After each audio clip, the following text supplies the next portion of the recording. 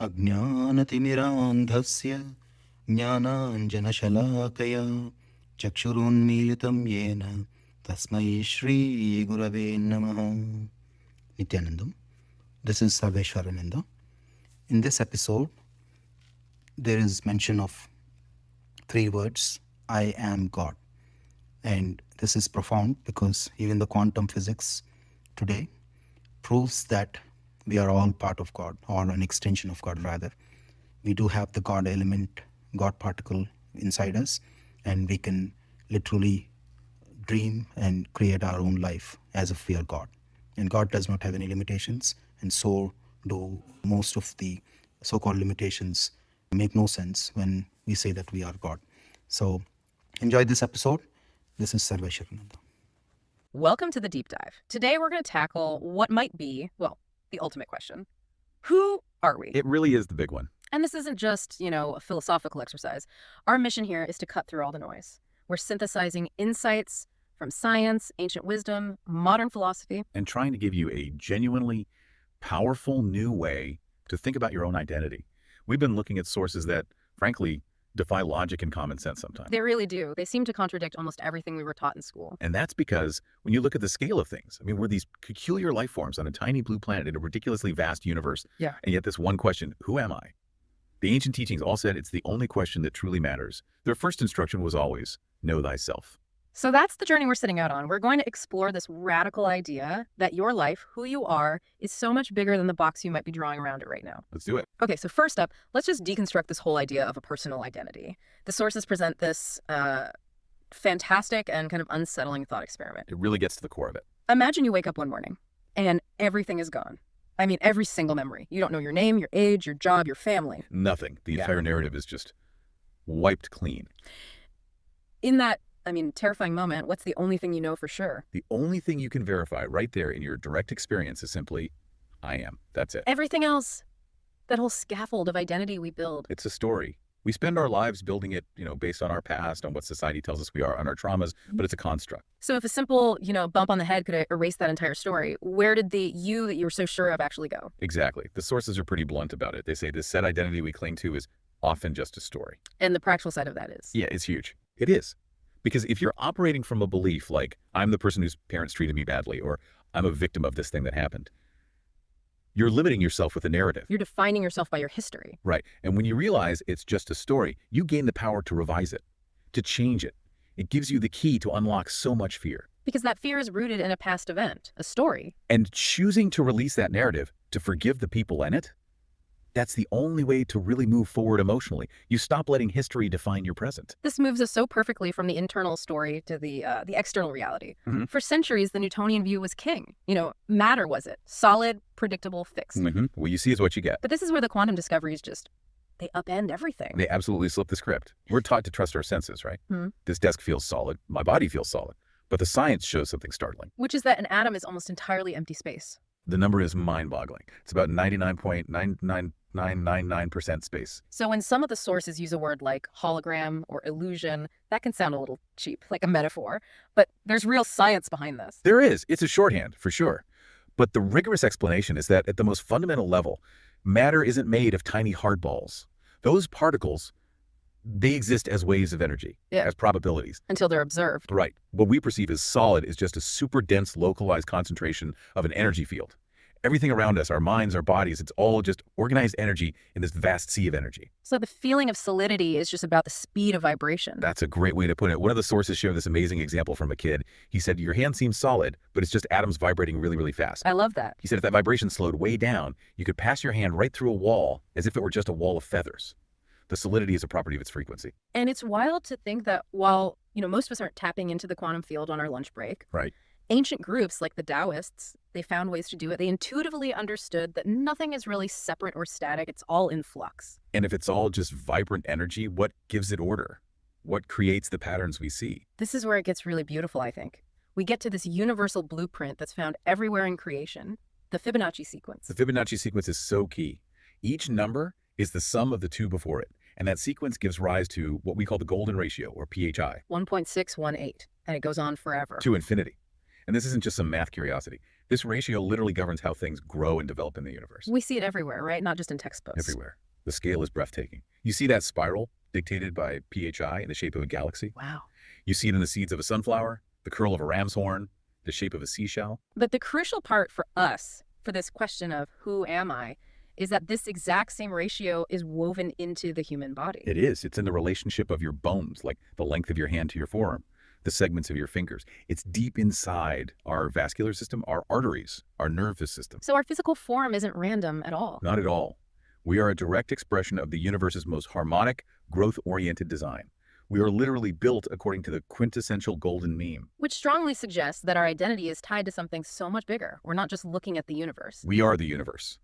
This is the big leap. You come to understand that we are nature. And that realization comes with a huge responsibility. An urgent one. Mm. The sources are very clear about this. They're raising alarm bells about ecological harm, global warming, the coral reefs and kelp forests disappearing. Because by harming nature, we're harming ourselves. It's all interconnected. You can't poison the ocean without poisoning the very blueprint that creates you. And that connection pushes us even further out, from the microscopic to the cosmic. Our sources suggest that reality isn't just three-dimensional. It's multidimensional. It forces you to sort of adjust your scale. We accept that our body is a huge community of living cells, right? Right, billions of them. But what if humanity are like cells in the body of the earth? And what if the Earth is just a cell in some enormous living cosmic being? Or, an electron in an unfathomable compound that we call the universe. It's a dizzying thought, but if the whole universe is one interconnected living thing, then who we are.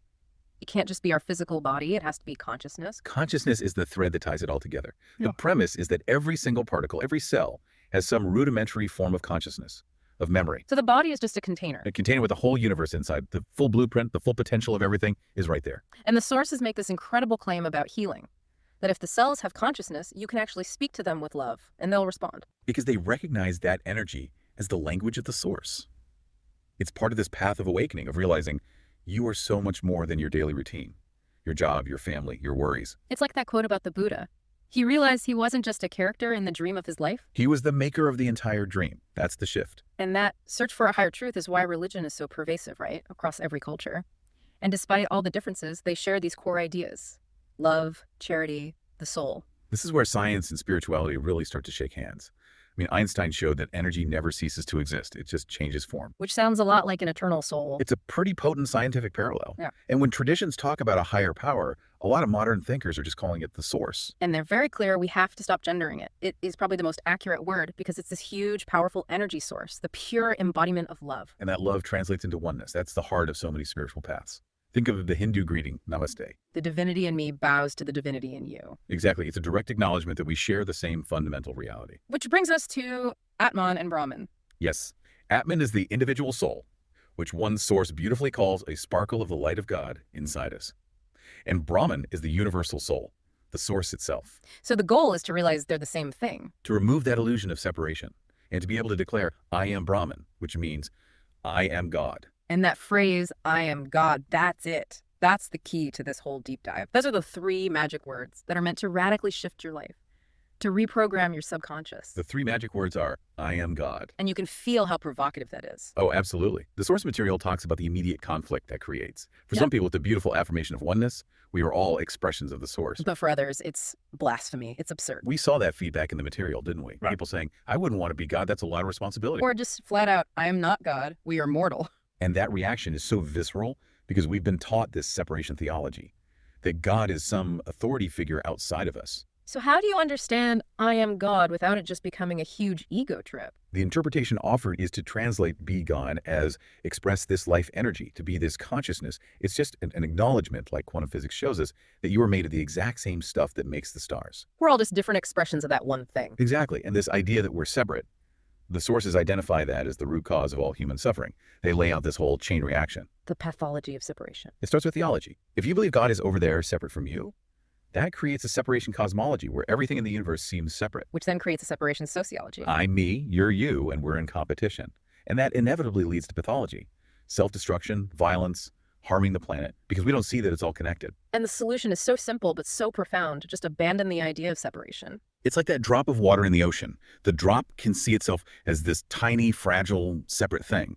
Or it can realize its true nature is the entire powerful ocean. And that shift in perspective changes everything. The sources say if world leaders really knew that they and everyone else were God, they would not send God to war. They wouldn't let God starve or be tortured. The idea of harming another person becomes completely absurd. So how do we actually do that? How do we undo that deep belief in being separate? The fastest way to dismantle the ego, they say, is to stop judging other people. Because it's all just a feedback loop. It's pure energetic feedback. Your unconscious mind knows there's only one consciousness here, so whatever judgment you project onto someone else, it has nowhere to go but right back into your own energy field. What you think about them is just going to you. This is why practices like meditation are so important, not just to relax, but to quiet the mind so you can experience that limitless awareness directly. And the other one is forgiveness, Mhm. which is just oneness in action. There's a great little story in the source material about a librarian. Oh, I loved this one. This boy brings back a valuable book that's 47 years overdue. The fine should have been hundreds of dollars. Yeah, fortunate. But instead of collecting it, she just looks at him and says, "I'm just so happy to have the book back." She let go of the judgment. And the feeling was immediate. Total emotional alignment. She felt joy and relief. He felt gratitude. The sources put it so well. Forgiveness makes people feel good. Judgment does not lead to fun. It just drains your energy. And when you commit to that alignment, to changing your story, to non-judgment, that's when the synchronicity starts kicking in. You get these aha You moments. start connecting the dots. Mm. And you realize that everything, even the hard stuff, has been divinely guided to bring you to this exact moment. It's been an incredible deep dive, really. We've gone from quantum physics to universal math to spiritual philosophy. And the central thread is always there. The essence of who we are is. It's formless, it's timeless, it's eternal. It's so much bigger than this one experience. And the message for you listening is that you hold a really special piece of this universal puzzle. The world needs it. You contain all the answers because you are a sacred container of wisdom. Your life's work is just learning how to open it. The sources say that suffering just happens when we live in a trance, when we forget who we really are and we attach to these small stories. I am my color, my age, my religion. Their final piece of advice is so simple. Don't ever worry. It sounds too simple, but the logic is there. It is. If you can accept that the same flawless intelligence that is beating your heart right now, that's digesting your food without you thinking about it, that's coordinating the entire planet. If that intelligence also knows exactly how to fulfill your life, then we have to leave you with a final thought. What is the single biggest fear or worry you could choose to let go of right now? In the realization that everything will work out perfectly because it's all going to go the way that it's going to go anyway. Something to think about as you navigate the consciousness that you call yourself.